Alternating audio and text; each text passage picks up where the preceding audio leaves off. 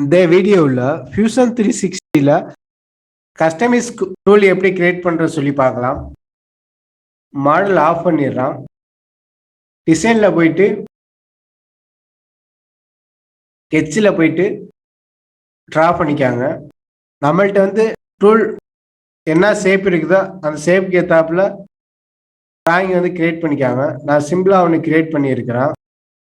இது மாதிரி க்ளோஸ் பண்ணிவிட்டு ஃபினிஷ் ஸ்கெட்ச் கொடுத்துருங்க. நெக்ஸ்ட்டு பார்த்தீங்கன்னா மேனுஃபேக்சரிங்கில் போனீங்கன்னா மேனேஜில் ஃபார்ம் டூல் இருக்கும். அதில் போயிட்டு ஸ்கெட்சை ஆன் பண்ணிக்காங்க. ஸ்கெட்சை ஆன் பண்ணிவிட்டு அந்த ப்ரொஃபைலை செலக்ட் பண்ணிக்காங்க. எதை வச்சு ரொட்டேஷன் ஆன்னு சொல்லி கேட்குது.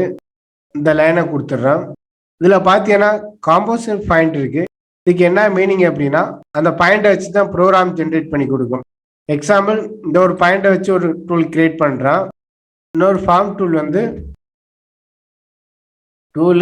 டூல் ஆக்சிஸு காம்போசிட் பாயிண்ட் வந்து இந்த பாயிண்டை செலக்ட் பண்ணிடுறான். ரெண்டுக்கு என்ன வித்தியாசம் சொல்லி பார்க்கலாம். வந்து மாடல் ஆன் பண்ணிக்கிறான். ஸ்கெட்சு தேவையில்லை, ஆஃப் பண்ணிட்டான். இப்போ டூல் பாத்தில் போனீங்கன்னா கான்டூர் எக்ஸாம்பிள் கிரியேட் பண்ணுறான்.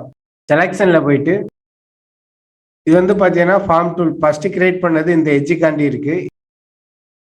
இதை வச்சு தான் ப்ரோக்ராம் பாயிண்ட் வந்து கிரியேட் பண்ணி கொடுக்கும்.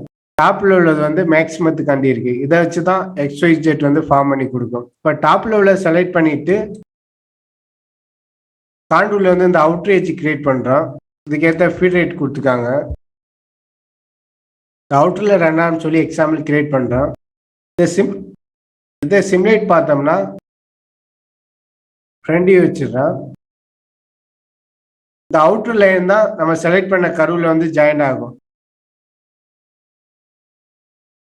இதோட XYZ வெளியே பார்த்தீங்கன்னா ஜெட்டு பார்த்தீங்கன்னா -355 வந்திருக்கு. இதில் காம்போசிட் பாயிண்ட் எது பாயிண்ட் கொடுக்குறோமோ அந்த பாயிண்ட் தான் வந்து நம்ம செலக்ட் பண்ணால் காண்டூரில் வந்து டச் ஆகும். நெக்ஸ்ட்டு பார்த்தீங்கன்னா இன்னொரு டூல் கிரியேட் பண்ணியிருந்தோம். இந்த டூல் பார்த்து வந்து டூப்ளிகேட் பண்ணிடுறோம். எடிட்டில் போனீங்கன்னா செலக்டில் போயிட்டு இது வந்து 2வது ஆங்கிளில் கிரியேட் பண்ணது, அதை செலக்ட் பண்ணி ரன் பண்ணி காமிக்கிறோம். இதுக்கான ஃபீட் ரேட் செலக்ட் பண்ணிவிட்டு கால்குலேட் பண்ணுறோம். இந்த டூல் பார்த்த பார்த்தீங்கன்னா அதுக்கு இதுக்குன்னு டிஃப்ரெண்ட் தெரியும். டாப்பி வச்சு பார்த்தீங்கன்னாலே இப்போ இதை சிமுலேட் பண்ணோம்னா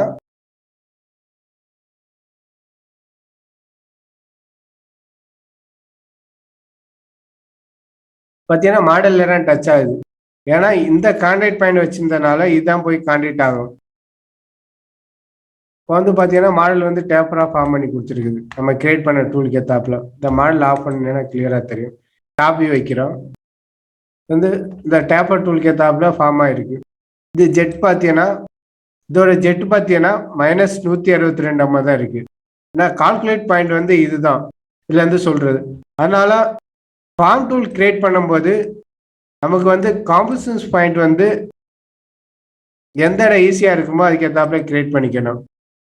ஏன்னா அதை வச்சு தான் XYZ வந்து கிரியேட் ஆகிறதுனால ஃபார்ம் டூல் கிரியேட் பண்ணும்போது இந்த காம்போசிஷன் பாயிண்ட் வந்து உங்களுக்கு ப்ரொஃபைலுக்கு ஏற்றாப்புல பாயிண்ட் வச்சுக்காங்க.